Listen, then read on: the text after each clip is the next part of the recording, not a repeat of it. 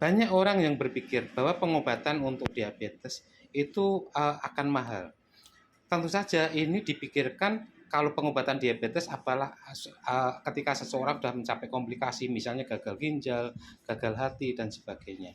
Akibatnya memang mahal, harus operasi ginjal dan sebagainya, pengobatan ginjal dan lain-lain.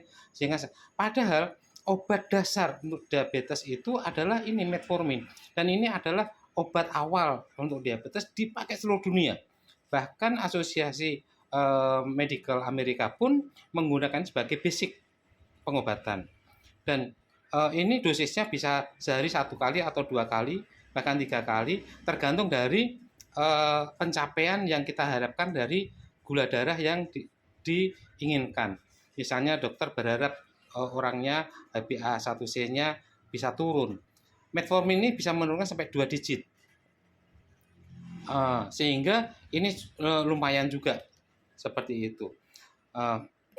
Sehingga pada orang-orang yang awal menderita atau dicurigai gangguan toleransi glukosa atau diabetes, ini adalah obat dasarnya. Tetapi apabila pengobatan ini dievaluasi setengah tahun kok tidak begitu efektif, yang indikatornya adalah HbA1c, ya, kok masih tinggi gulanya, impact-nya di sel masih banyak, maka kita menggunakan obat level berikutnya dari beberapa golongan obat. Salah satu golongan yang paling terkenal seluruh dunia adalah glibenclamide. Glibenclamide ini 5 mili. Pada awal-awal orang memerlukan, fungsinya ini hanya dosisnya kadang-kadang separuh, ya, 2,5 mili. Itu pun kadang-kadang sudah cukup, tergantung dari tinggi rendahnya produksi insulin yang kita harapkan.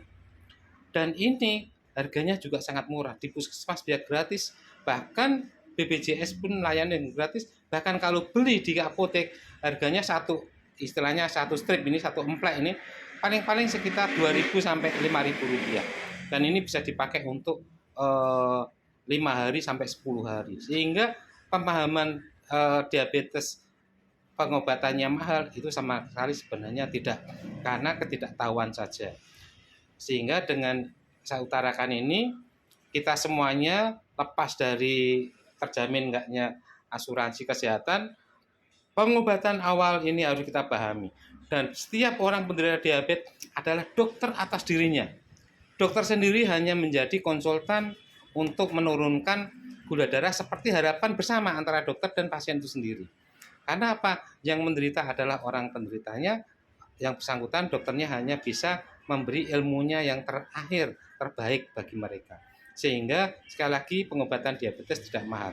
Bisa dibayangkan kalau kita ini harus membeli obat diabetes atau menyiapkan jamu-jamu diabetes sendiri, misalnya kita nggodok dan sebagainya, ribet sekali. Memang itu bagus sekali untuk tambahan komplement, atau bahkan kita membeli jamu diabetes boleh, nggak apa-apa, itu sebagai komplement.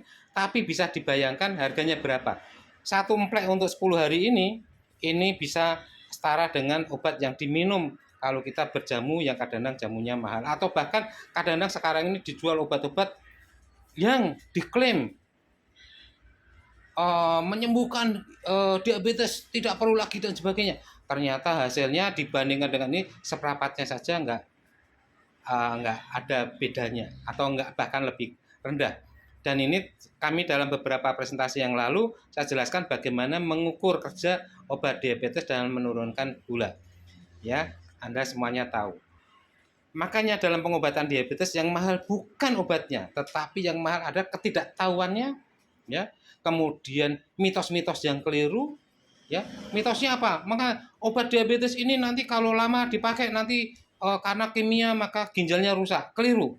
Justru kalau kita nggak pakai ini, orang dengan diabetes mulai umur 30, umur 50 ginjalnya sudah rusak. Tapi kalau dia minum ini sejak umur 30, diabetes sampai umur 70 pun masih normal-normal saja. Inilah yang harus kita pahami, bahwa tidak semua obat itu buruk, tapi juga tidak semua obat baik. Tetapi dengan di bawah bimbingan konsultan dokter yang ahli, yang berbasis pada ilmu-ilmunya, maka orang akan menjadi lebih sehat.